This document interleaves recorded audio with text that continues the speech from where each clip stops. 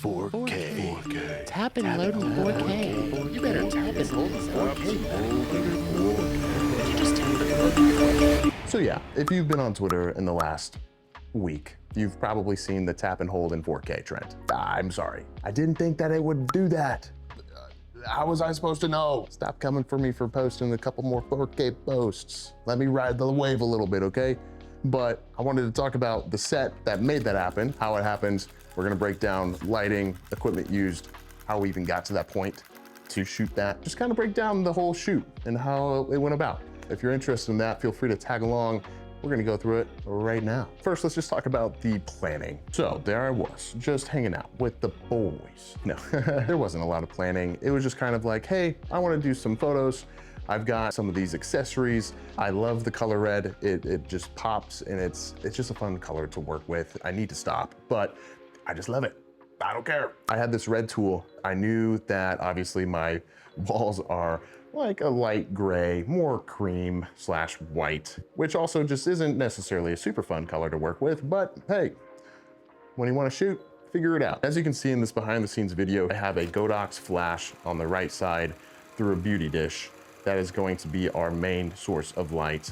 And then on the left side, you will also see another softbox that's actually just a constant light, which was bright enough to at least fill in the shadows on the other end. We also threw down a white sheet of paper underneath where the model was sitting, just to kind of fill in the shadows a little bit more, as well as a V-flat kind of sitting there to bounce and reflect light as well. I mean, the beauty dish was lighting the subject as well as the background.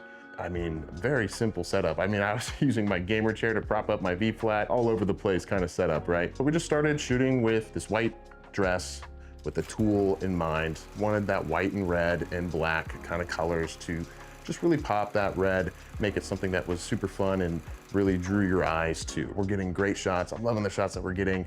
And I remembered that I bought a fencing mask for about 20 bucks at a vintage store.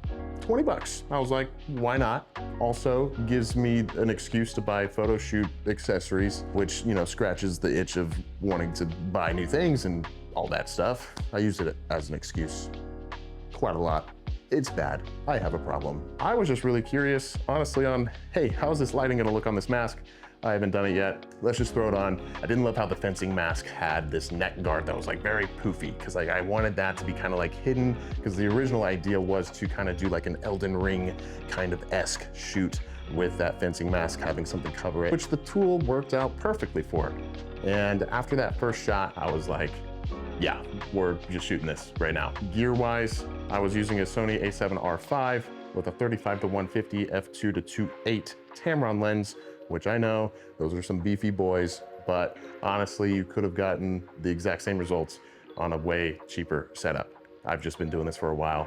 I've been able to upgrade my stuff because I have a problem and I'm into photography. I knew with the lighting that Godox flash was going to give us a lot of light.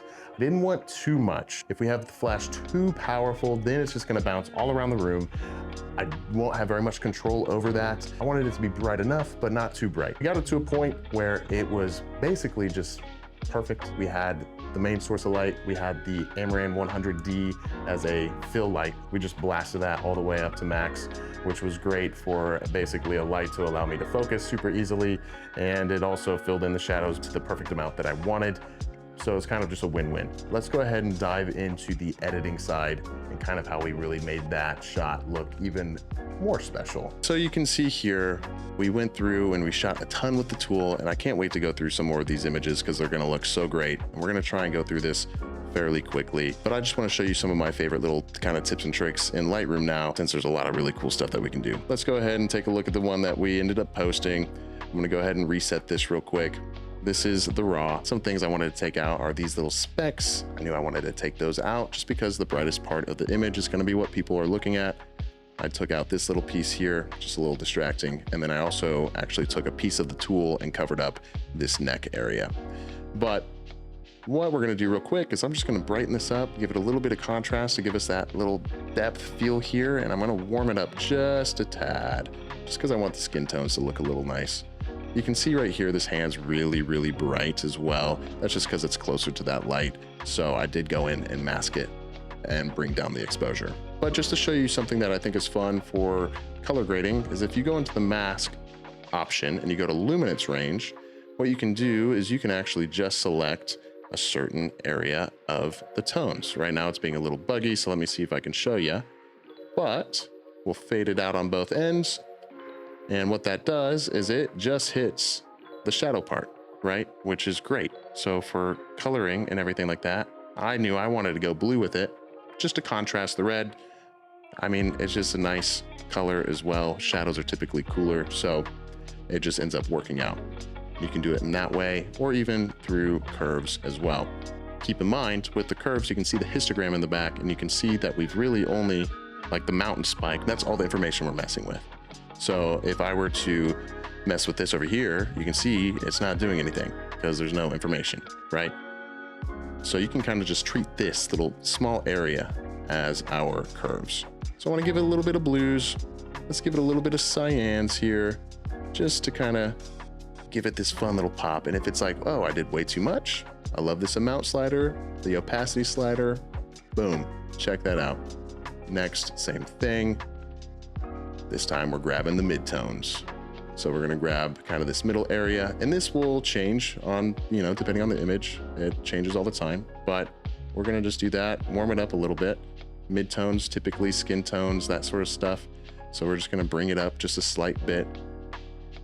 Give it maybe a little bit yellow with the red to give it a little bit more orange. It's a little too much, so I'm gonna bring it down.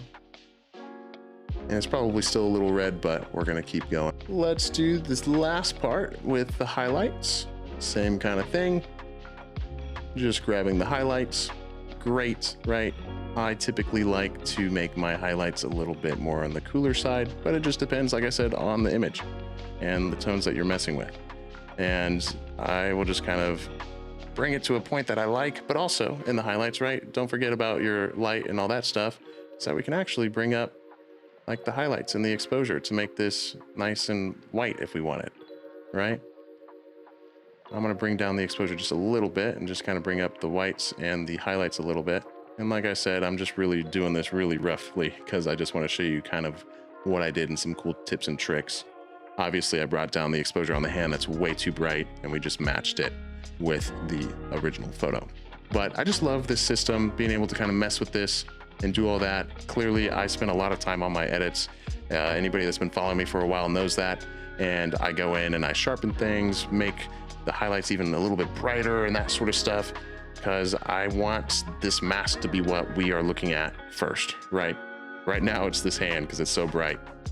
But I was able to pop that nice highlight on the mask, really making people look right there, which is what I was wanting. And we've got this nice, beautiful kind of line kind of going in and leading us into our subject. So just wanted to show you some cool little tips and tricks that you could do on Lightroom, and kind of just how this image looked at the beginning, because I know a lot of times I will look at images and be like, I just don't know how people got these colors and everything like that. A lot of times they don't look incredible, you know, shot out of camera.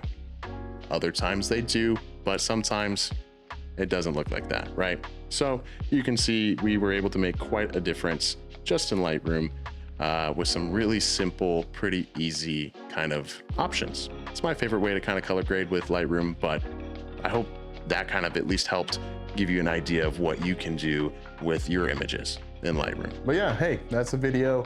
I appreciate you guys for hanging out with me. I hope that maybe something I said maybe clicked a little something in the brain, or at least gave you some inspo to want to go and try and do some shoots in your apartment, in your room, or whatever. Like I said, this is a very tiny space, and I'm very shocked that I was able to get the results that I did in such a small area. But I appreciate you guys hanging out. Let me know if you guys want to see more of this type of stuff, more breakdowns, more just BTS stuff. I'm gonna try and be better. Please comment down below, like, all that fun stuff. Thank you guys so much. Please, please, please have a beautiful day.